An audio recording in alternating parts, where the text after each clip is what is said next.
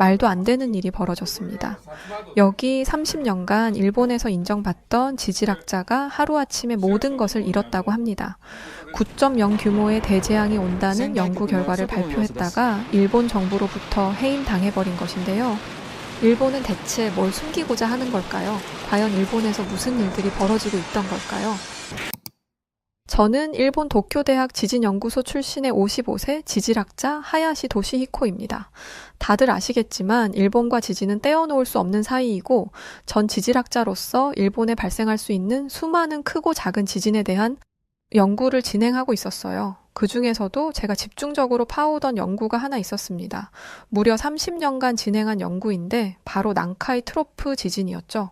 제가 30년이라는 긴 시간 동안 난카이 트로프 지진을 연구하는 것에는 다 이유가 있었습니다. 이 지진은 분명 30년 내 발생할 가능성이 100%로 보여지고 있었고 그 규모가 역대급인 9.0 이상이 될 것으로 보여지는 충격적인 연구 결과가 있었죠. 이는 가상의 추측이 아닌 30년간 진행한 연구 결과에 기반된 것으로 확실한 결과였습니다. 확실한 연구 결과만을 근거로 발표를 해야 하기에 신중했고 더 시간을 끌어서는 안 된다는 입장이었어요. 여기서 더 시간을 지체하다간 대비조차 못하는 최악의 상황을 맞이할 수도 있겠어. 이제는 일본 정부의 해당 연구 결과를 공표하고 발표하는 게 좋을 것 같아. 전 이 충격적인 연구 결과를 발표했으나 일본 정부는 이 진실을 은폐하기 바쁜 아주 비상식적인 행동을 하기 시작했습니다. 일본 정부는 당장 크게 다가올 재앙을 받아들이고 대비하는 것이 아닌 당장의 부동산 시장과 외국인 투자에 미칠 영향을 우려하는 게 우선이었죠. 제 연구 결과를 묵살하고 음해하기 시작했습니다. 그러나 30년간 이어진 제 연구 결과에는 어떠한 이변도 없는 그야말로 아주 확실한 내용이었죠. 역사적 주기성을 먼저 살펴볼 수 있었습니다. 실제로 난카이 트로프에서는 100년에서 150년 주기로 최소 규모 8 이상의 대지진이 반복적으로 발생하고 있었어요. 이를 통계로 최근 발생한 대지진은 1944년 쇼난토 난카이 지진이 규모 8.1이었고 1946년 난카이 지진이 규모 8.4였죠. 그 이전에도 1854년, 1707년 등 주기적으로 지진이 발생했으며 현재는 약 80년 이상 지났기 때문에 다음 지진이 임박한 상황이라는 것을 인지해야 하는 상황이었습니다. 또한 지각 변형 관측 데이터를 살펴봐도 제 연구 결과에는 타당한 근거가 있었죠. GPS 및 지질 조사 결과 난카이 트로프의 판 경계에서 상당한 에너지가 축적되고 있는 것이 확인되었습니다. 그리고 태평양판이 일본열도 아래로 밀려 들어가는 서브덕션 과정에서 거대한 응력이 쌓이고 있는 것도 확인할 수 있었죠. 무엇보다 집중해야 할 것은 바로 전조 현상이었습니다. 난카이 트로프 인근 해역에서 슬로우 슬립인 단층이 느리게 미끄러지는 현상이 증가하고 있었고 과거 동일한 징후가 관측된 후 대지진이 발생한 사례가 근거였습니다. 확실하고 타당한 근거가 있음에도 신중하기 위해 긴 시간을 투자해 연구를 한 것이지만 일본 정부에서 묵살을 해버렸다는 것에 충격이 컸습니다. 난카이 트로프의 지진은 그야말로 대지진으로 예상되는 피해 규모를 감히 추측조차 할 수 없는 수준이었죠. 그럼에도 대략적으로 예측을 해보자면 사망자의 경우 32만 명, 경제적 피해 222조엔 약 2,000조 이상이 될 것으로 추산할 수 있었어요. 도카이, 긴키, 시코쿠, 규슈 지역에 큰 피해가 있을 것이고 특히나 도쿄, 오사카, 나고야, 고베 등 대도시 타격 가능성이 높기에 그야말로 폐허화가 될 수도 있는 수준으로 추측할 수 있는 사안이죠. 심지어 대지진의 여파로 인해 쓰나미 발생 여부도 고려하지 않을 수 없으며 쓰나미 발생 시 태평양 연안 도시들이 심각한 침수 피해를 입을 가능성도 열어둬야 하죠. 기본적으로 규모 9.0에 가까운 대지진의 경우 광범위한 건물 붕괴, 화재, 교통, 통신 마비뿐 아니라 집안 액상화 현상으로 건물 및 도로 침하 우려 등 일본 전역의 인프라 붕괴 및 경제적 손실이 상당할 것으로 보여지고 있습니다. 또한 쓰나미뿐 아니라 난카이 트로프 지진과 함께 후지산 분화 가능성도 제기되는 상황이었죠. 1707년 난카이 트로프에서 지진이 발생한 후 약 49일 만에 후지산이 대규모 분화를 일으킨 실제 사례가 있습니다. 물론 이 자연재해를 인간이 막는 것은 결코 불가능한 일이지만 예방과 대비를 할 수 있는 충분한 시간은 벌 수 있으며 그걸 통해 피해를 최소화할 수 있는 방법을 지금부터 찾아야 한다는 것이 제 의견이었죠. 일본 정부는 확실한 근거를 바탕으로 30년간 진행한 제 연구에 대한 결과를 일본 정부의 이익만을 위해 은폐하고 묵살하기 바쁩니다. 이건 대중들의 알 권리를 침해하는 일이며 추후 다가올 큰 대재앙에 대한 충분한 대비조차 할 수 없도록 만드는 정부의 무능함이라 생각합니다. 눈앞에 당장 벌어지지 않은 일이라고 태평하게 있을 것이 아니라 당장이라도 대피책을 마련해야 할 것입니다. 단순히 지진으로 그치지 않고 일본이 폐허화되며 나라 전체를 잃을 수도 있는 중대한 사안임을 고려해 주시고 제 연구 결과에 대한 목소리를 들어주시길 바랍니다. 전 다시금 심각성을 강조하며 목소리를 냈지만 결국 돌아온 것은 해직 처리였습니다. 제가 해직을 당한 것 자체가 아주 황당한 일이 아닐 수 없었죠. 긴 시간을 지질학자로 살아오며 나름 인정받는 위치에 있던 제가 연구 결과를 발표했다는 그 이유로 2번 다시 지질학자로 살아가지도 못하게 만드는 것은 말도 안 된다 생각했습니다. 전 자국에 대한 근심 어린 걱정과 다가올 미래에 대한 불안함을 대비하고자 하는 마음에 30년을 투자해 했던 연구였죠. 그러나 돌아온 것은 제 입을 막는 것, 그리고 2번 다시 목소리를 내지 못하도록 해직 처리하는 것이었습니다. 일을 하지 못한다는 것에 큰 자괴감에 빠졌고 이를 두고 동료들의 반응도 2가지로 나뉘었어요. 도시히코가 그간 지질학자로 낸 연구만 해도 몇 가지이고 어떤 위치에 있는 사람인 줄 뻔히 알면서 어떻게 하루아침에 사람을 해고할 수 있지? 본인들의 뜻에 어긋나고 거슬린다는 이유로 해고 처리를 할 수 있다니 정말 실망스럽다. 그러게 아직 당장 벌어지지도 않은 일인데 왜 그렇게 정부를 건드렸어? 우린 말 그대로 지질학자일 뿐이지 정부에서 멈추라고 하면 대중에게 비밀리에 우리들끼리 알고 넘어가야 할 것들도 있어야 하는 거 아니야? 적당한 타이밍에 알아서 발표를 했을 거라고 난 생각해. 이번 일은 아쉽지만 도시히코가 너무 성급했다고 생각해. 전 동료들이 뭐라고 하든 사실 들리지 않았습니다. 그저 제 연구 결과에 대한 심각성을 알아주길 바랄 뿐이었죠. 이미 해고 처리가 된 이상 이제는 이판사판이라며 전 개인 유튜브 채널을 오픈했고 제 채널이니 제 개인적인 의견을 담은 영상을 올리기 시작했습니다. 심적으로 많이 괴롭고 힘들었지만 이 시기에 제게 가장 큰 힘이 되었던 것은 바로 가족이었어요. 제 아내는 한국인이었고 저희 부부 사이에는 28살의 아들이 있었죠. 가족들은 제게 힘을 줬고 응원하며 유튜브 개설 역시 가족들의 도움으로 할 수 있었습니다. 분명 당신의 선택이 틀리지 않았다는 것을 나중에 일본에서는 알 거야. 그러니까 기죽지 말고 당신답게 늘 그랬던 것처럼 꿋꿋하게 의견을 냈으면 좋겠어. 진우가 알려준 것처럼 유튜브를 통해서 그동안 하고 싶었던 말들과 결과들을 공유하면 분명 많은 사람들이 주목하지 않을까? 맞아요. 아버지의 연구 결과에는 확실한 근거가 있고 이걸 집중하고 관심 있는 사람들이 분명히 있을 거예요. 심지어 그들이 아버지를 해고 처리한 것은 결과로만 놓고 봤을 때도 정말 어리석은 짓이었다는 걸 모두가 알아야 한다고 생각해요. 그렇게 가족들의 도움으로 유튜브에 하나둘 영상들을 올리기 시작했고 놀라운 일이 벌어졌습니다. 일본에서는 제 연구를 비판하고 음해했지만 유일하게 제 연구를 인정해주는 곳이 있었죠. 바로 한국 서울대 지질학과였습니다. 도시히코의 영상들과 그동안의 연구 자료에 대한 논문들을 아주 인상적이게 봤습니다. 도시히코 지질학적 연구를 매우 높이 평가하고 있어요. 저희와 함께 협업하여 독립 연구를 이어가 보시겠어요? 한국 서울대 지질학과의 좋은 제안을 받았고 무엇보다 제 연구를 인정하고 높이 평가해준다는 그들의 자세가 참 감사했어요. 그렇게 전 그들과 함께 협업을 하며 양심적인 독립 연구를 이어가며 제 유튜브도 운영했습니다. 전 제 채널의 도쿄는 유리성이라고 비판하는 영상을 게시했습니다. 도쿄는 그야말로 유리성이 따로 없습니다. 빈번하게 지진은 발생하고 있지만 실질적으로 대책도 없으며 강진이 발생했을 때 매우 취약한 구조적 문제를 가지고 있죠. 이로 인해 전력, 수도, 교통이 모두 지진의 단번에 마비될 수 있고 이건 시뮬레이션을 통해 보여드리겠습니다.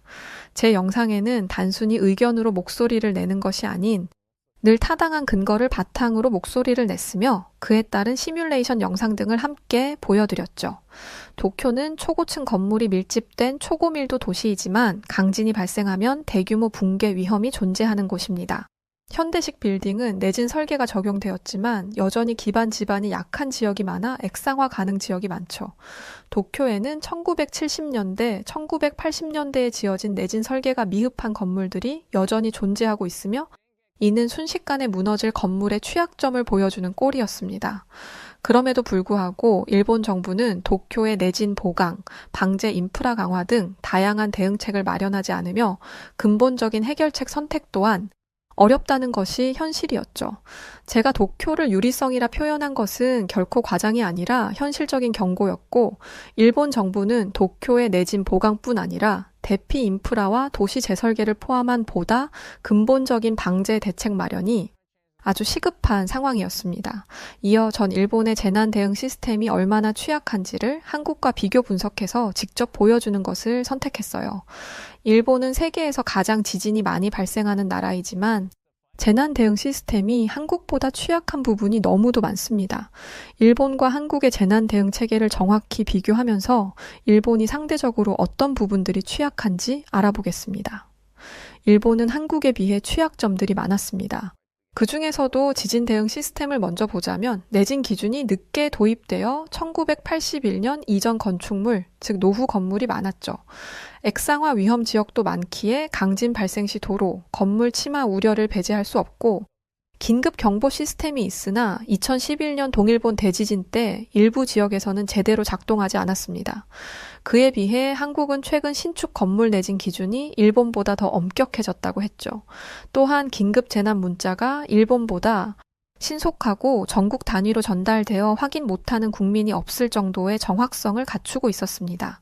무엇보다 도심 대부분이 안반 지형이라 액상화 위험 자체가 낮았죠.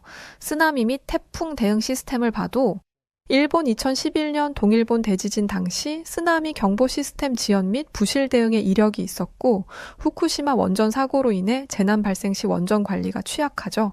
한국의 강점 중 한반도는 쓰나미 피해가 상대적으로 적고 원전 관리도 철저하다는 것과 태풍 피해 대비 체계가 상대적으로 우수하다는 것이었습니다. 세세하게 들어가면 하나하나 비교할 것이 많지만 큼직하게 가장 중요한 재난이 발생했을 때 정부 대응 속도도 비교를 했습니다.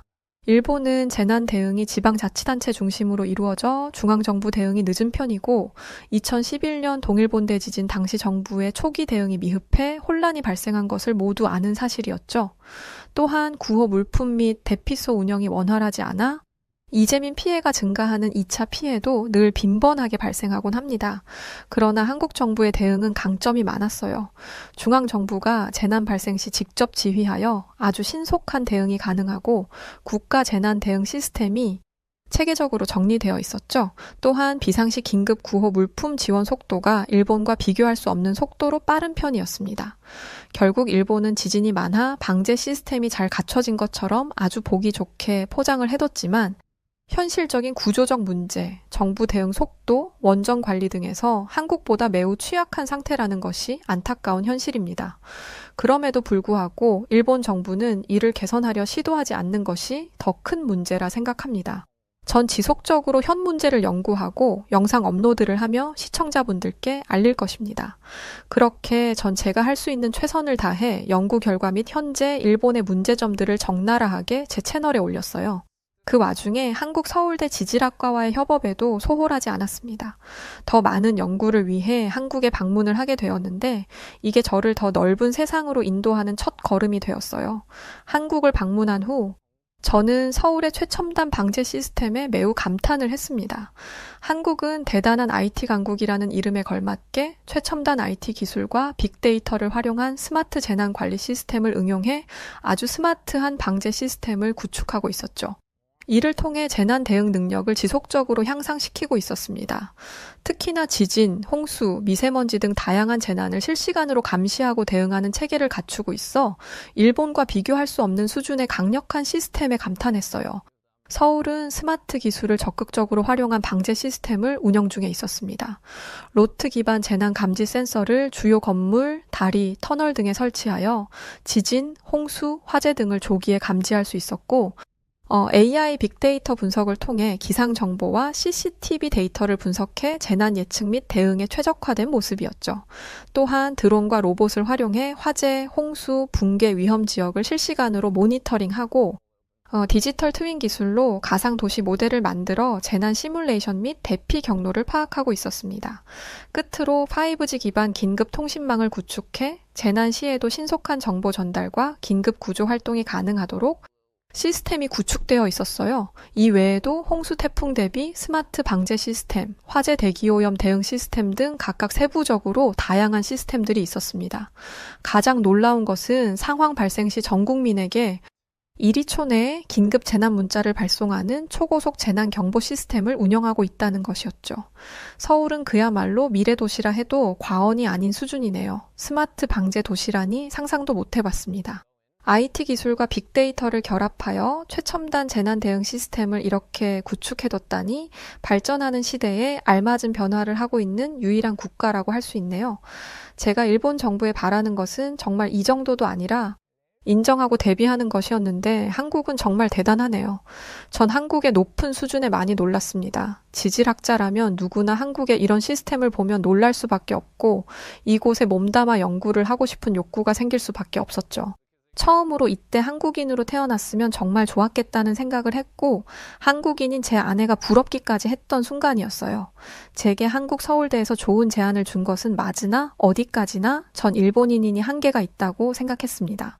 만약 한국인으로 태어나 제가 이곳에서 지질학자로 살았다면 제가 원하는 연구를 하며 미래지향적인 인생을 살 수 있었겠구나 싶어 서글퍼졌어요.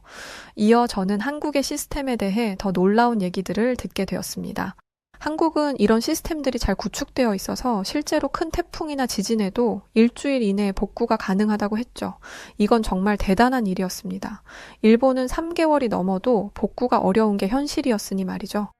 그래서 전 이 두 가지를 비교하는 데이터를 공개하기로 결심했고 한국 엔지니어링의 우수성을 부각시키며 일본이 반성하길 바랐습니다. 한국과 일본의 재난 복구 속도 차이는 아주 극명하게 드러나고 있다는 데이터입니다. 한국은 최첨단 IT 기술을 활용한 스마트 재난관리 시스템 덕분에 태풍이나 지진 발생 후 일주일 이내에 주요 복구가 완료되는 반면 일본은 3개월 이상 걸리는 경우가 대부분이죠. 실제로 2022년 태풍 흰남노가 발생했을 때 한국은 3에서 5일 만에 전력과 도로 복구를 완료했고 일본 피해 지역은 3주 이상 전력 공급이 중단되었습니다. 또한 2016년 경주 지진 5.8 규모로 발생했을 때 한국은 일주일 내 주요 건물이 복구되었고 동일 규모 일본 지진은 무려 3개월 이상 복구를 지연시켰죠.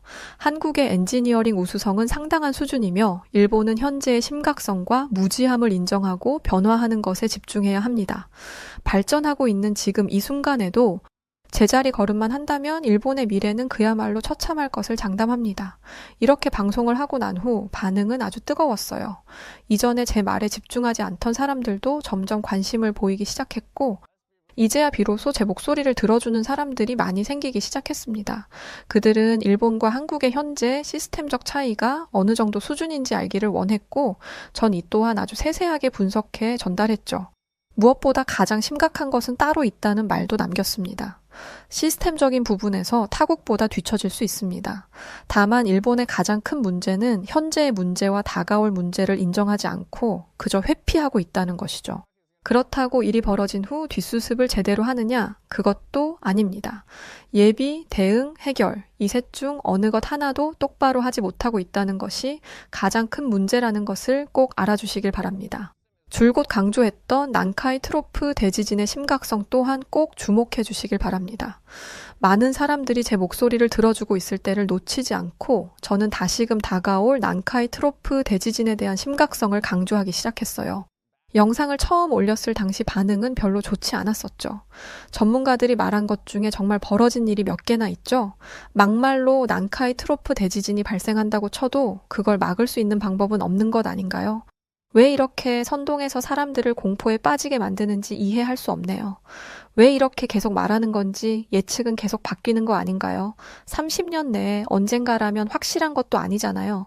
30년 내내 우리 일본인들이 불안에 떨며 살기를 바라나요? 이미 너무 오래전부터 나온 얘긴데 여태 아무 일도 없는 걸 괜히 주목받으려 쇼하지 마세요. 모두 제 말에 부정적인 반응을 강하게 보였지만 이번에는 달랐습니다. 오히려 제게 난카이 트로프에 대한 얘기를 더 해달라고 요청을 했고, 전 다시 한번 제대로 이야기를 다루게 되었어요. 난카이 트로프 지진은 이제 더 이상 언젠가라는 먼 훗날의 이야기로 둘 것이 아니라 미리 대피책을 둬야 하는 중대한 사안입니다. 만약 지진의 여파가 후지산 폭발로 이어질 경우 매우 심각한 상황을 초래할 수 있죠. 도쿄 수도권 99%가 마비될 것이고 원전 사고 가능성도 있습니다. 이는 후쿠시마 사태보다 10배 이상은 심각한 수준으로 대재앙이 일본을 덮칠 수 있습니다. 난카이 트로프 지진으로 왜 후지산 폭발 가능성이 있는지부터 차분히 설명을 했습니다. 지진으로 인해 지각이 크게 변할 수 있고 이런 지각 변화가 후지산을 포함한 화산의 활동을 자극할 수 있죠. 결국 지진의 충격이 화산 내부의 마그마 통로에 영향을 미쳐 폭발을 일으킬 가능성이 있는 것입니다. 또한 후지산은 활화산으로 수백 년간 폭발이 없었으나 여전히 폭발할 위험이 존재하는 화산이죠. 최근 연구에 따르면 후지산 내부의 마그마 활동은 지금도 활발하게 이루어지고 있다고 밝혀졌어요. 한마디로 이런 후지산이 폭발한다면 화산재와 화염은 주변 지역을 완전히 뒤덮을 것이고 대기 오염뿐 아니라 기후 변화를 일으킬 가능성도 높습니다. 이로 인해 농업, 물자 공급, 인간 건강 등에 치명타를 줄 수 있죠. 더불어 후지산의 폭발이 해저 화산 활동과 연결될 경우 쓰나미를 발생시킬 것이고 상상할 수 없는 수준의 피해가 일본을 덮치겠죠. 전 이어 더 큰 문제는 지적했습니다. 애초에 난카이 트로프 지진만 발생한다고 해도 일본 정부는 이를 대응할 능력이 부족합니다. 그러나 지진의 화산 폭발까지 동시에 발생한다면 일본 전역에서 대피와 구조 작업은 매우 복잡해지죠. 한순간에 일본은 마비가 될 것이고 수많은 목숨을 앗아가는 것을 두 손 놓고 볼 수밖에 없는 처참한 순간을 맞이하게 될 것입니다. 그 고비를 넘겼다고 한들 일본 경제는 처참하게 무너져 세계 경제에도 충격을 줄 수 있습니다. 일본에 닥쳐올 재앙에 대한 큰 경고에 이어 전 한국의 대체 에너지 기술이 얼마나 앞서 있는지를 강조했습니다. 한국은 대체 에너지 기술 분야에서 세계적으로 선도적인 위치를 차지하고 있습니다. 특히 태양광, 풍력, 수소와 같은 청정 에너지 분야에서 아주 강력한 기술력을 보유하고 있죠. 태양광은 세계 1위 수준이고 신재생 에너지 3020 계획을 통해 2030년까지 태양광 발전 비율을 20%로 확대할 목표도 있습니다. 한국은 정부 차원에서 대체 에너지에 대한 강력한 정책적 지원을 아끼지 않고 있으며 지속 가능한 에너지 시스템을 구축하기 위한 투자와 연구 개발이 활발하게 이루어지고 있어요. 이 덕에 한국은 앞으로도 글로벌 대체 에너지 시장에서 아주 중요한 역할을 할 것입니다. 일본은 대체 에너지에 대한 기술력에 있어 내세울 것이 없지만 그에 비해 한국은 세계적으로 알아주는 기술력을 보유하고 있죠. 만약 큰 재앙이 온다고 한들 한국은 어떻게든 살아날 수 있는 방법이 너무도 많았습니다. 그러나 일본은 살아날 수 있는 방법이 없었죠. 전 이런 일본의 심각성을 계속해서 한국과 비교하며 말을 했지만 실질적으로 일본 정부의 태도가 달라지는 것은 없었습니다. 그럼에도 꿋꿋하게 제가 할 수 있는 제 역할을 했죠. 그러던 중 놀라운 현상 하나를 발견하게 되었어요. 일본의 자연재해와 경제 침체가 심화되면서 점점 많은 일본인들, 특히나 젊은 세대가 한국으로 이주하는 현상을 목격하게 되었습니다. 서울, 부산 등 한국 주요 도시에 일본인 커뮤니티가 급증하고 있었고 일명 한국 드림을 꿈꾸는 일본 청년들이 많다는 것을 알게 되었어요. 결국 일본 정부의 무능한 탓에 젊은 인재들을 한국에 놓치고 있다는 안타까운 현실을 마주해야 했고 전 한국 드림을 꿈꾸는 일본 청년들과 인터뷰도 하고 한국에서 성공한 사례들을 보여주며 현실의 심각성을 다시금 강조하기 시작했습니다. 현재 수많은 일본인들, 특히 젊은 세대는 일명 한국 드림을 꿈꾸며 한국으로 대거 이주하고 있습니다. 자연재해가 빈번하게 발생하는 일본은 재난 대응 시스템을 갖추고 있으나 최근 몇 년 동안 발생한 대형 자연재해에서 피해 복구가 지연되는 등의 문제로 신뢰도가 낮아졌죠. 결국 안전을 찾아 한국으로 이주를 떠나는 추세입니다. 또한 일본의 경제 성장률 저조, 저출산과 고령화 등의 문제로 장기 불황뿐 아니라 청년 실업률이 높은 반면에 한국을 포함한 해외에서 더 나은 취업 기회와 경제적 안정성을 찾을 수 있다는 것이 이유입니다. 이뿐 아니라 한국은 생활 수준과 편의성에서 높은 평가를 받고 있으며 특히 IT 인프라, 교통망, 문화적 매력 등이 젊은 세대에게 큰 장점으로 다가오고 있습니다. 스마트 도시 환경과 디지털화된 생활은 일본의 전통적인 도시 생활과 비교했을 때 현대적이고 편리하다는 인식을 주고 있죠. 가장 큰 차이로 일본의 낙후된 산업 구조와 경제적 정체성에 비해 한국은 젊은 세대에게 더 많은 성장 잠재력을 제공한다는 이유로 현재와 같은 이주 현상은 지속될 것으로 예상됩니다. 이어 실제 일본 청년들의 인터뷰를 이어갔습니다. 한국은 경제적으로 나아지고 있고 청년들에게 다양한 기회를 제공해주고 있어요. 또 일본처럼 자연재해에 대한 불안감도 없고 재해가 일어나도 한국은 대응은 빨리 해서 일상생활과 안전에 불안함이 없어요. 한국은 생활 환경이 꽤나 현대적이고 교통 시스템이나 인프라가 아주 편리해요. 일본보다 효율적이죠. 일본 청년들은 한국 드림을 꿈꾸며 이주하길 잘했다는 의견이 대다수였고 다시 일본으로 돌아오고 싶냐는 제 물음에 모두 아니라고 대답을 했죠. 그렇다면 실제 한국에서 터를 잡고 살며 성공한 청년들의 사례가 궁금해지기 시작했습니다. 그래서 전 그들을 직접 수소문 끝에 찾아 나섰고 인터뷰를 할 수 있었죠. 전 유리코라고 해요. 일본에서 디자인 학과를 졸업하고 바로 한국으로 유학 와서 패션 브랜드를 시작했죠. 한국의 패션 산업이 글로벌 시장에서 인정받기 시작하면서 제 브랜드도 해외 진출까지 할 수 있었어요. 물론 수많은 고비는 있었으나 결국은 한국 트렌디한 환경 덕에 성공할 수 있었죠. 전 일본에서 게임 개발에 매진하다 한국 게임 회사에 취직을 했어요. 그때 한국 게임 시장의 규모와 발전 가능성을 보고 제 게임 개발 회사를 차렸거든요. 그야말로 맨 땅의 헤딩이었는데 지금은 여러 글로벌 게임 대회에서 수상도 하고 큰 인기도 얻고 부도 얻었어요. 그들은 모두 한국으로 온 것을 만족하며 살고 있었습니다. 한국에서 살고 있다 보니 한국에 대한 장점에 대해 누구보다 잘 알았고 일본의 취약점 역시 제대로 파악하고 있었죠. 정말 쓰린 현실이 아닐 수 없었습니다. 사실 저라는 사람 하나가 할 수 있는 일은 정말 없다는 것을 깨닫게 되었어요. 그럼에도 천천히 알리다 보면 언젠가 달라질 거라 믿었습니다. 그러던 중 동일본 대지진을 예언했던 유명 만화가의 새 작품에 대한 논란이 시작되었어요. 만화가는 7월 5일에 난카이 트로프 지진이 일어날 것이라는 내용으로 베스트셀러가 되었고 일본 사회는 그제야 집단 공포가 확산되었습니다. 이 만화가는 동일본 대지진을 예언한 것으로 아주 유명한 인물이었죠. 그의 예언은 단순한 픽션이 아니라 실제로 일본에서 대형 자연재해를 예상하는 내용으로 사람들의 관심을 끌었습니다. 만화가가 그린 작품은 지진과 같은 자연재해가 발생하는 상황을 다루고 있었고 이는 그의 예술적 접근과 현실 세계의 자연재해 사이의 연결고리를 제공하고 있었죠. 제가 수많은 경고를 할 때 모두 들은 척도 하지 않았지만 이 만화가의 작품이 유명해지는 이 시기에 맞춰 일본인들의 한국 이주 시도는 난리도 아닌 상황이었습니다. 한국행 티켓이 매진되고 한국 부동산에 대한 일본인 투자가 급증한다는 뉴스까지 전해지고 있었죠. 일본이 몰락할 것이라고 이제는 자국민들도 인지를 한 것입니다. 그러니 변화하는 것을 함께 하려는 것이 아니라 안전한 한국으로 도망을 치려는 것이죠. 전 이 사태를 가만히 지켜보다 입을 열었습니다. 결국 일본의 모든 문제가 자민당 일당 독재와 세습 정치에서 비롯된 것입니다. 한국을 보십시오. 활발한 자유민주주의와 정권 교체를 통해 끊임없이 혁신하고 발전하는 모습이지 않습니까? 한국은 이제 세계에서도 우위에 있는 국가로 감히 신용조차 낼 수도 없는 수준에 이르렀습니다. 반면 우리 일본은 그야말로 유통기한 지난 정치에 고여 있으며 이로 인해 국가의 몰락을 하루하루 앞당기고 있다는 것을 알아야 할 것입니다. 결국은 제 외침은 들리지 않았지만 제게는 다른 희망이 생겼습니다.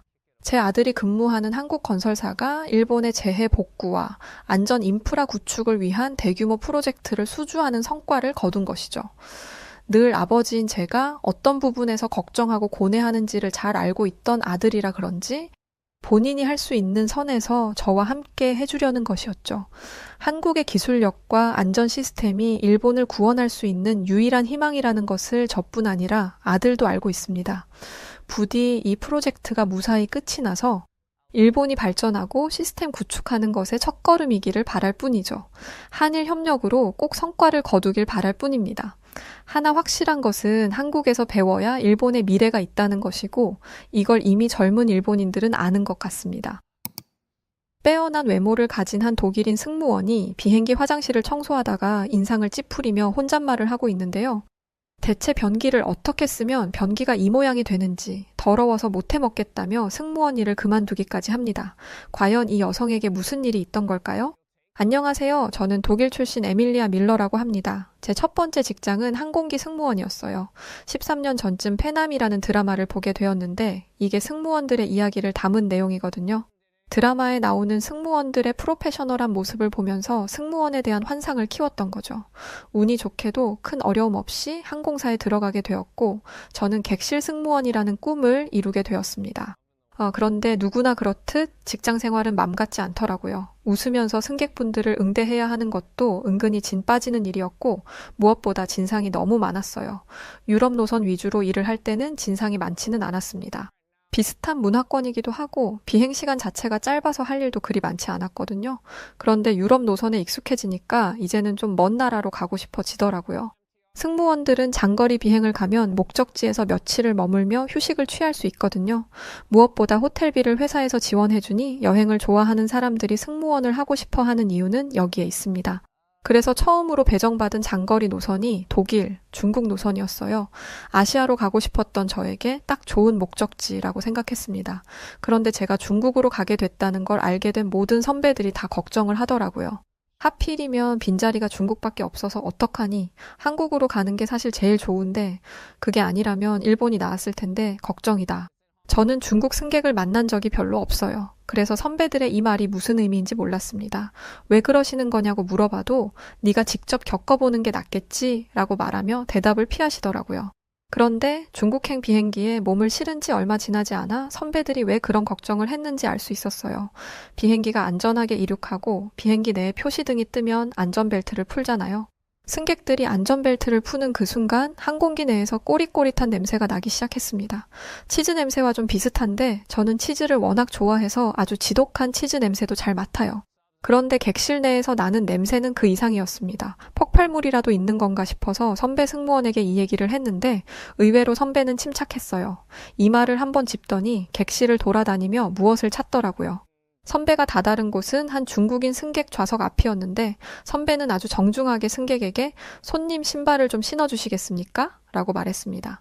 이게 무슨 소리인가 싶어서 보니 그 승객이 양말까지 벗은 상태로 다리를 꼬고 있더라고요. 저는 여자한테서 그런 발냄새가 나는 걸 처음 봤습니다. 게다가 다리를 꼰 탓에 옆에 있는 승객에게 발이 살짝씩 닿고 있었어요. 제가 옆자리 승객이었다면 당장 일어나서 자리를 바꿔달라고 했을 거예요. 정말 그 정도로 불결한 냄새였어요. 그런데 중국인 승객은 내가 왜 네가 하라는 대로 해야 하냐라며 적반하장으로 나오더라고요. 선배는 냄새로 인해 주변 승객들이 불편해한다고 잘 설명했지만 중국인 승객을 설득하기에는 역부족이었습니다. 중국인 옆자리에 앉은 외국인 손님까지 나서서 설득한 끝에 양말은 신었지만 이미 비행기 안에 그 냄새가 가득 차서 미치겠더라고요. 비행기 타면서 멀미 난 건 그게 처음이었어요. 선배에게 듣기로는 이런 일이 정말 흔하다고 하더라고요. 일단 냄새가 너무 심하고 목소리도 크고 민폐인 행동을 민폐인지 모른다고요.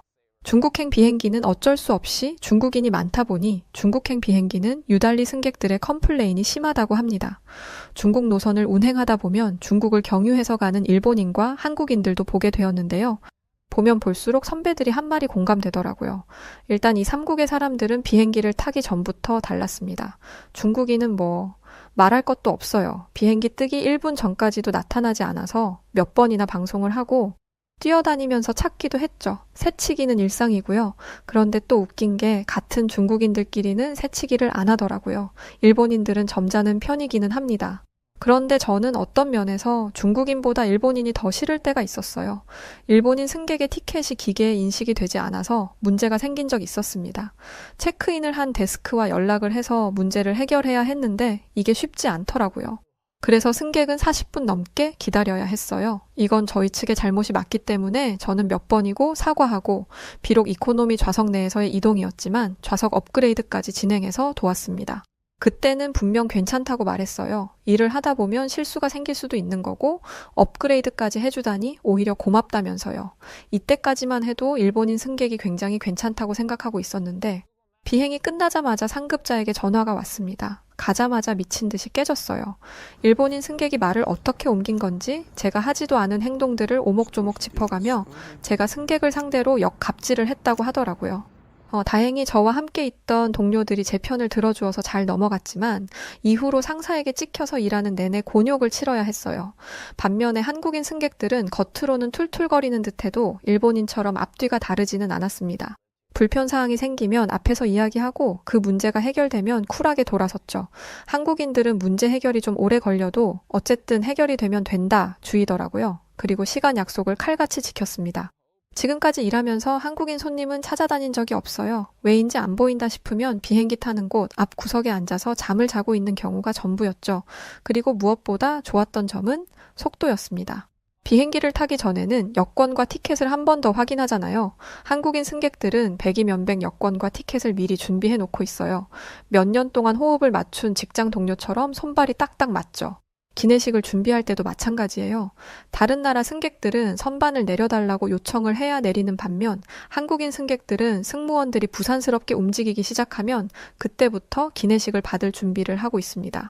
정수리에도 눈이 달린 건지 기내에서 무슨 일이 벌어지는지 귀신같이 알고 움직이더라고요. 솔직히 응대하기 가장 편한 손님들이 한국인이었습니다. 그래서 한국행 노선으로 스케줄을 바꾸거나 아니면 다시 유럽 노선으로 가고 싶었어요. 어느 정도로 간절했냐면 이게 안 되면 일을 그만두겠다고 생각할 정도였죠. 오랫동안 꾼 꿈을 포기하고 싶을 만큼 중국 노선이 정말 힘들었기 때문이었어요. 그런데 한국행 노선은 이미 꽉 차 있었고 한국 노선을 포기하고 싶어 하는 승무원들은 없더라고요. 그래서 그냥 그만둬 버렸습니다. 중국인들이 사용한 화장실을 청소하다가 다짐했어요. 대체 변기를 어떻게 쓰면 변기가 이 모양이 되는지 더러워서 못해 먹겠더라고요. 자세한 내용은 굳이 말하지 않을게요. 정말 비위상하거든요. 저는 승무원 일을 그만두고 다른 일을 찾아다니기 시작했습니다. 그래서 독일로 돌아가 아르바이트를 시작했어요. 그런데 길이 잘 보이지 않더라고요. 그래서 스페인으로 떠났습니다. 스페인 언어를 배우고 싶기도 했고 같은 유럽이지만 스페인은 그들만의 독특한 문화가 있거든요. 그런데 제 예상과 달리 스페인에서의 생활은 정말 쉽지 않았습니다. 소매치기가 프랑스보다 심하더라고요. 독일은 유럽에서도 치안이 좋은 편이라 소매치기를 당해본 적이 없는데 스페인에서 몇 번 털리고 나니 소매치기, 노이로제에 걸릴 정도였어요. 그러니까 당연히 사람이 예민해지더라고요. 그런데 이건 저를 힘들게 했던 요소들 중 극히 일부분일 뿐이에요. 요즘 스페인에서 외국인 관광객들을 향한 테러가 이어지고 있다는 걸 알고 계시나요? 관광객들에게 너네 나라로 돌아가라라며 물총을 쏘고 욕설을 하는 경우가 많아졌다고 하더라고요. 이건 최근에만 있었던 일이 아닙니다. 예전부터 외국인에 대한 혐오가 있었어요. 같은 유럽 국가 사람인데도 말이죠. 그리고 이 혐오는 저에게도 적용되었습니다. 일을 마치고 집으로 돌아가는데 웬 남자 4명이 제 앞에 나타나서는 대뜸 돈을 내놓으라고 하더라고요. 저는 현금을 가지고 다니지 않아서 줄 돈이 없다고 했죠. 그러자 남자들은 저를 둘러싸고 큰 소리로 위협을 하기 시작했습니다. 저는 그제야 이 남자들의 목적은 돈이 아니라 그저 나를 겁주고 괴롭히려는 거였구나 라는 걸 깨달았죠. 도망가고 싶었지만 덩치가 산만한 남자들에게 둘러싸여 있으니 도망도 못 가겠더라고요. 저는 큰 소리로 주변에 있는 사람들에게 소리쳤습니다.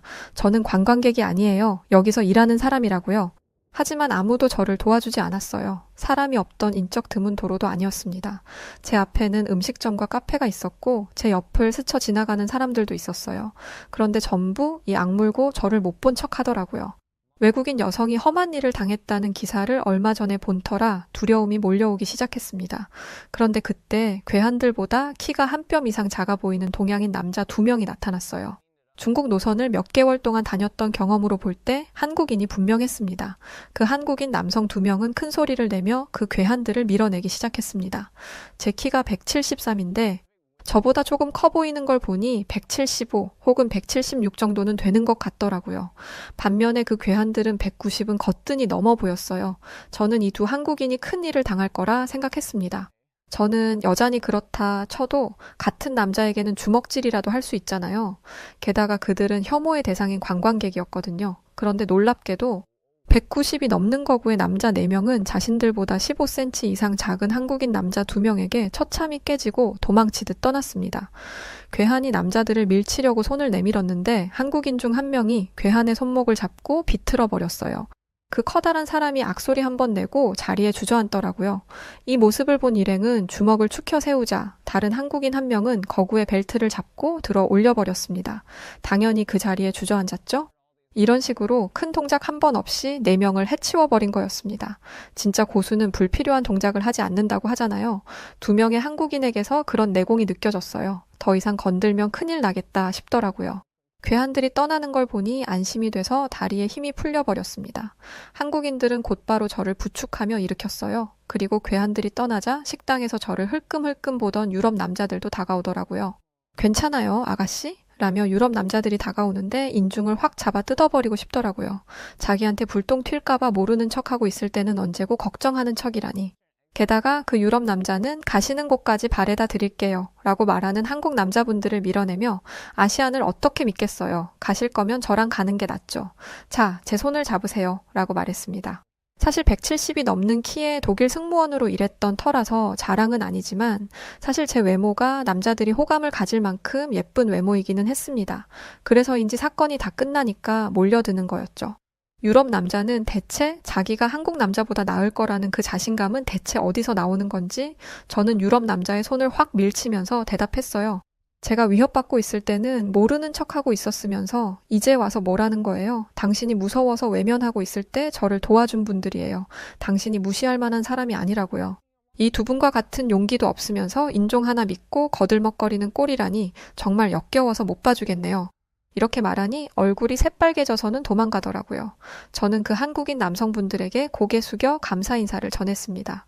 정말 감사합니다. 2분이 아니었으면 큰 일을 당했을 수도 있어요. 그러자 2분은 당연히 해야 할 일을 했다면서 제가 괜찮으면 숙소까지 데려다 준다고 하셨어요. 저는 2분의 세심한 배려에 감동했습니다. 그 괴한들이 숨어 있다가 어디선가 튀어나올 수도 있는 거니까요. 저희는 숙소에 가는 동안 이런저런 이야기를 했습니다.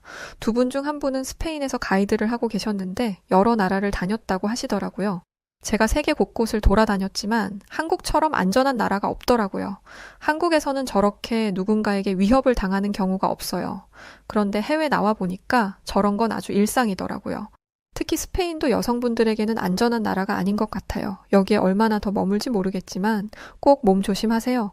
해가 중천에 떠 있는데도 불구하고 아무렇지 않게 타인을 위협하던 괴한들, 위험에 빠져 있는 사람을 보고도 모르는 척하던 사람들, 그들과 대조되는 용기를 보여준 한국인들, 저는 이들의 모습을 비교해보며 한국으로 가야겠다 다짐했습니다. 무슨 일을 해야 하는지 정해지지는 않았지만 왜인지 모르게 한국으로 가면 어떤 길을 가야 하는지 찾을 수 있을 것 같았거든요. 그렇게 시간이 한참 흐르고 난 어느 날 저는 비로소 한국을 가는 비행기에 올랐습니다.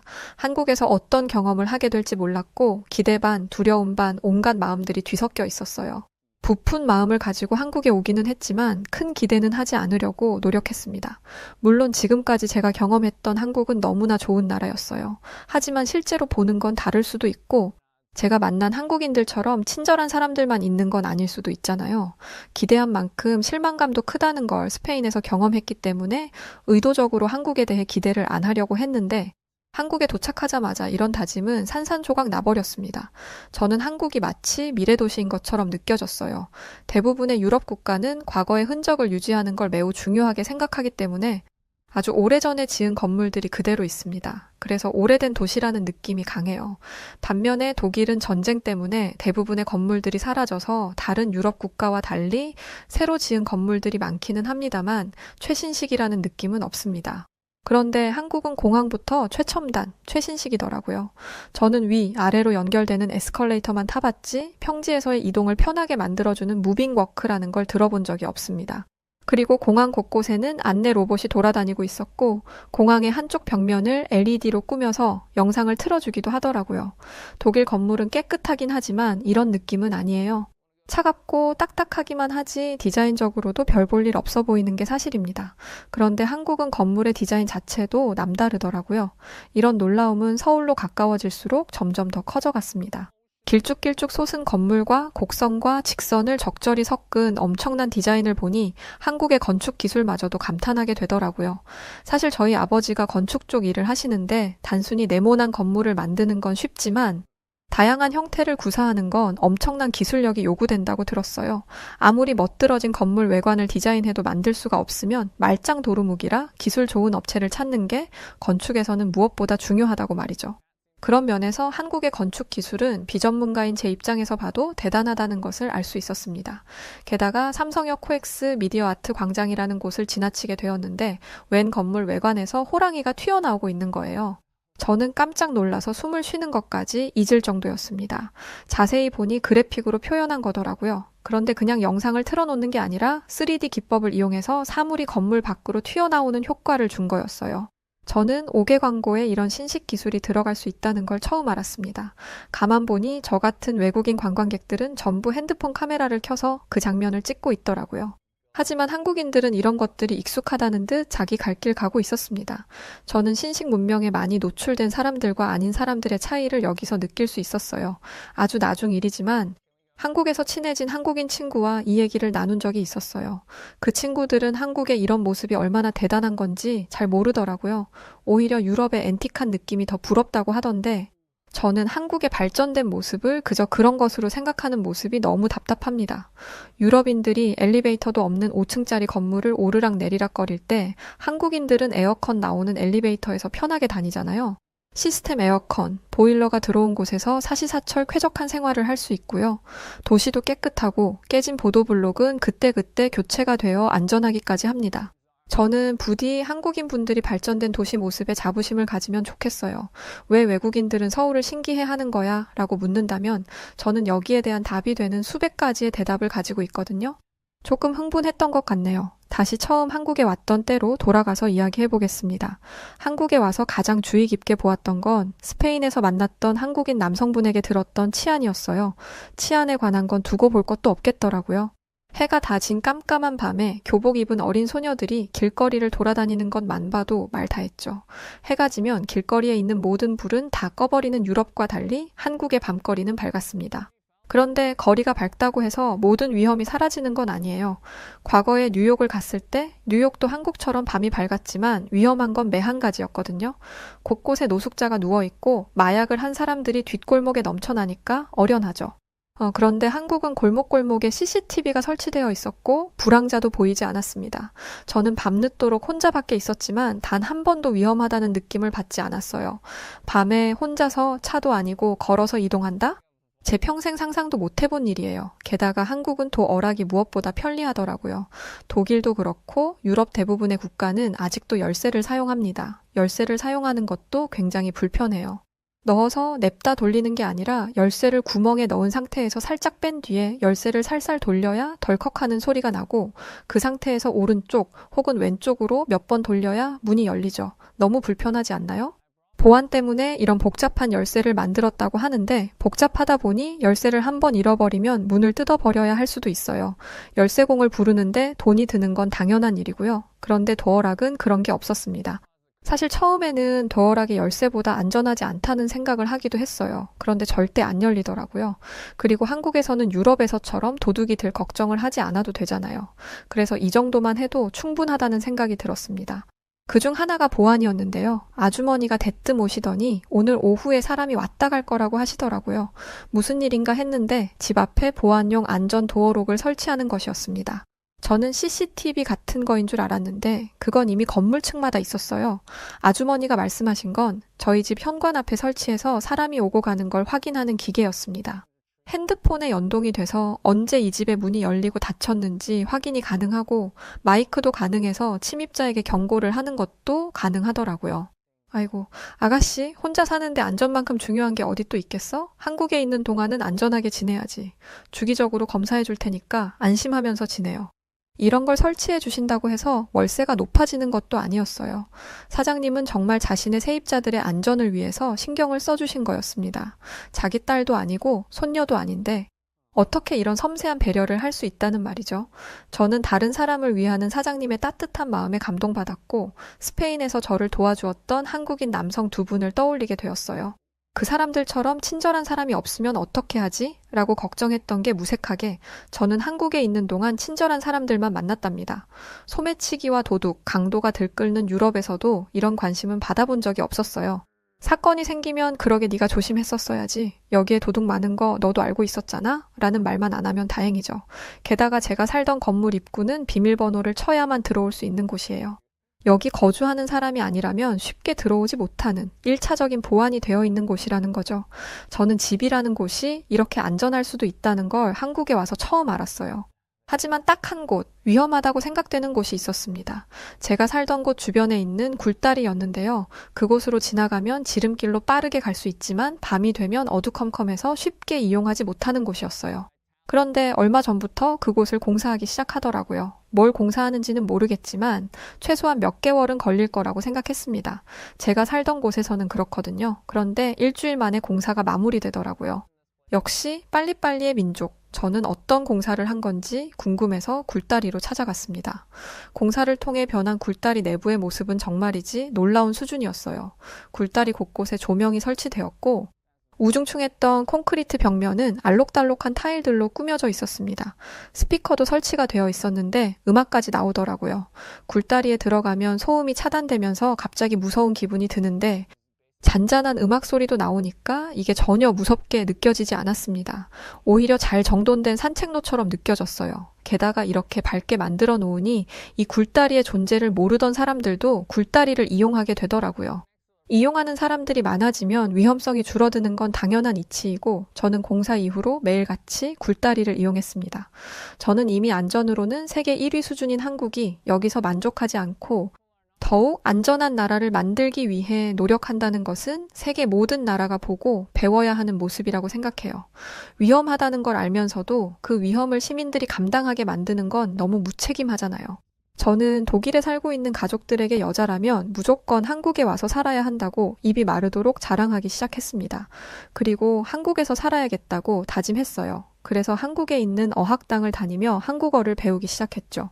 그런데 제가 대뜸 한국에서 산다고 선언을 하니 부모님의 반대가 심했어요. 당연하죠. 스페인은 가까우니까 그렇다 쳐도 한국은 너무 먼 나라잖아요. 제가 안전한 나라라고 아무리 말해도 부모님은 제 말을 쉽게 믿지 못하셨습니다. 그도 그럴 게 부모님 입장에서는 한국의 모습이 판타지 소설 속에서나 나올 이야기거든요. 그래서 저는 가족들을 설득하기 위해 가족들을 한국으로 초대했습니다.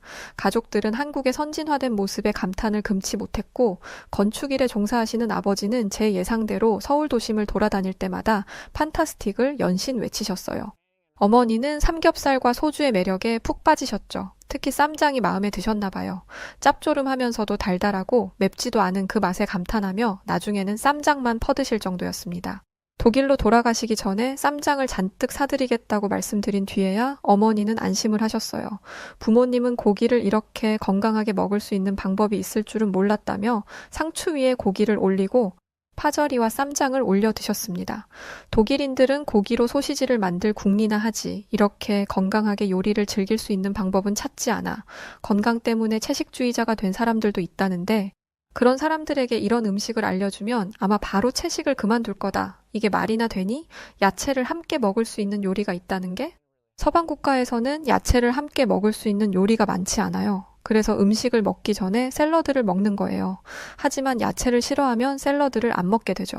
하지만 한국처럼 나물이나 쌈을 통해 야채와 채소를 먹으면 채소를 싫어하는 사람도 부담 없이 건강한 식사를 할 수 있잖아요. 무엇보다 매우 맛있고 말이죠. 부모님은 한국에 있는 내내 한식의 매력에 푹 빠지셨어요.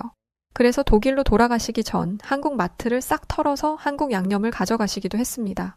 가자마자 한식을 만들어서 드시기 시작하셨는데 어머니는 그 먼 독일에서 한식 요리사 자격증을 준비하고 계시더라고요. 이러다가 한식당을 오픈하는 건 아닌지 모르겠어요. 하지만 딸이 혼자 살아야 하는 곳이 안전하지 못하다면 음식이 맛이 있는 게 무슨 소용이겠어요. 저는 아무래도 걱정이 된다는 부모님을 모시고 저희 집으로 향했습니다. 그리고 집주인 아주머니가 달아주신 스마트 안전도어록을 작동하는 걸 보여드리며 부모님을 안심시켰어요. 그리고 밤늦은 시간에도 여유롭게 거리를 활보하는 사람들을 보여주며 한국의 길거리가 얼마나 안심되고 안전한 곳인지를 직접 느낄 수 있게 했죠. 결과적으로 부모님은 안심하고 독일로 돌아가셨습니다. 이렇게 안전한 나라라면 제 동생인 아리아도 한국으로 보내는 게 낫겠다면서 말이죠. 저는 부모님의 허락 아래 한국에서 머물며 한국어 공부를 했고 현재는 어학원에서 강사로 일하고 있어요. 최근엔 저희 학원에 오는 사람들의 국적이 점점 다양해지고 있고 오게 되는 계기도 다양해지고 있어요. 그만큼 한국의 위상이 점점 높아지고 있다는 거겠죠? 저는 앞으로도 쭉 한국에 살 생각입니다. 그래서 이민 준비를 하고 있고 국적을 따기 위해 열심히 공부하는 중이에요. 역사부터 문화, 사회, 경제까지 전반적인 것을 공부해야 하기 때문에 준비가 쉽지는 않지만 이렇게 열심히 하다 보면 저도 당당한 한국인이 될 수 있지 않을까요? 제가 여러분과 같은 한국인이 될 수 있도록 응원의 한마디 부탁드릴게요.